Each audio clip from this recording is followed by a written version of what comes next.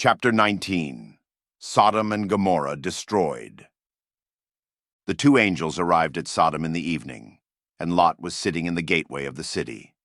When he saw them, he got up to meet them and bowed down with his face to the ground. "My lords," he said, "please turn aside to your servant's house. You can wash your feet and spend the night and then go on your way early in the morning." "No," they answered, "we will spend the night in the square." But he insisted so strongly that they did go with him and entered his house. He prepared a meal for them, baking bread without yeast, and they ate. Before they had gone to bed, all the men from every part of the city of Sodom, both young and old, surrounded the house. They called to Lot, "Where are the men who came to you tonight? Bring them out to us, so that we can have sex with them."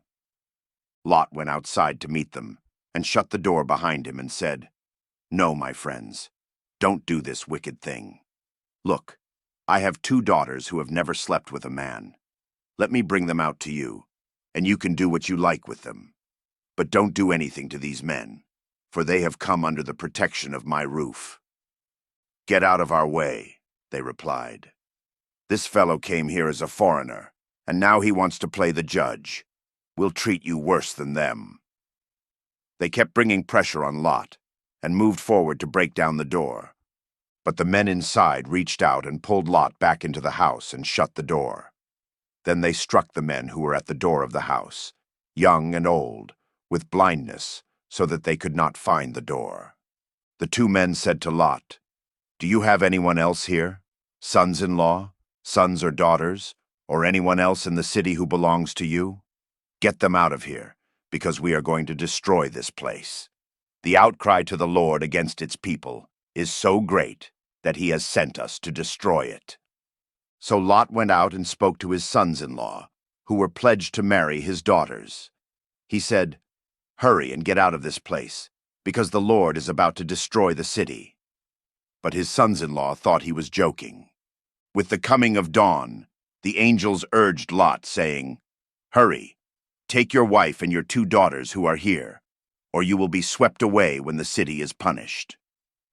When he hesitated, the men grasped his hand and the hands of his wife and of his two daughters, and led them safely out of the city, for the Lord was merciful to them. As soon as they had brought them out, one of them said, "Flee for your lives. Don't look back, and don't stop anywhere in the plain. Flee to the mountains, or you will be swept away."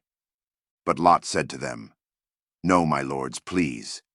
Your servant has found favor in your eyes, and you have shown great kindness to me in sparing my life.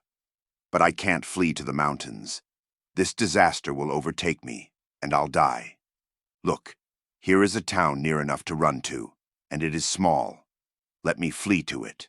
It is very small, isn't it? Then my life will be spared."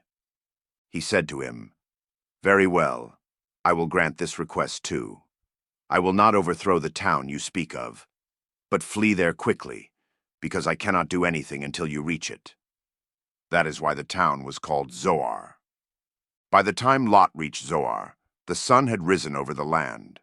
Then the Lord rained down burning sulfur on Sodom and Gomorrah, from the Lord out of the heavens. Thus he overthrew those cities and the entire plain, destroying all those living in the cities, and also the vegetation in the land. But Lot's wife looked back, and she became a pillar of salt. Early the next morning, Abraham got up and returned to the place where he had stood before the Lord. He looked down toward Sodom and Gomorrah, toward all the land of the plain, and he saw dense smoke rising from the land, like smoke from a furnace. So when God destroyed the cities of the plain, he remembered Abraham, and he brought Lot out of the catastrophe that overthrew the cities where Lot had lived.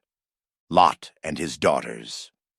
Lot and his two daughters left Zoar and settled in the mountains, for he was afraid to stay in Zoar. He and his two daughters lived in a cave. One day the older daughter said to the younger, "Our father is old, and there is no man around here to give us children, as is the custom all over the earth. Let's get our father to drink wine, and then sleep with him, and preserve our family line through our father." That night they got their father to drink wine, and the older daughter went in and slept with him.